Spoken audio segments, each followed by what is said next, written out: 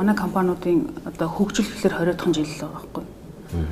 Тэгэхээр бизнес маань хөгжөөд 20 дахь жил болсон учраас засаглалын асуудлууд яг одоо л тулгарч эхлэв байна гэж хэлж болж байгаа. Одоо энийг бол юутай холбож хэлж болох вэ гэхээр жишээлх юм бол одоо компаниуд маань одоо бол анх нөгөө компаниг үүсгэн байгуулсан хүмүүс өөрсдөө удирдах явж байгаа эзэдүүд нь гүйцэтгэх захирлаа гэдээ явж штэ.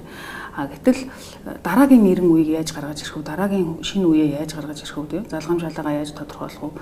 За компаниуд өргөжтөлтэй холбоотойгоор одоо хөрөнгө оруулалт орж ирлээ гэхэд хөрөнгө оруулагчтайгаа яаж ойлголцох юм? Тэгээд тэрүүн дээр засаглалын асуудлууд зайлшгүй яригдсан цаанаас нь тавигдсан тийм. За тэгээд дээрэс нь бас гадны зах зээл рүү гарах сонирхолтой болсон байна компаниуд маань. Тэгэхээр гадаадын зах зээл дээр гарахаар одоо өсвөөсөө гадны зах зээлийн тавьсан шаардлагын дагуу засаглалаа сайжруулах байд юм уу тийм ээ. Одоо тайлангаа гаргах гэдэг ингээд олон асуудлууд шаардлагууд танаас нь тавигдаад эхлэхээр одоо их олон нөхцөлтөөр л компани засаглал яг одоо хөгжих тэр үе дээр ирчээд байна л да. Хүн болгоны одоо сонирхлыг татж байна.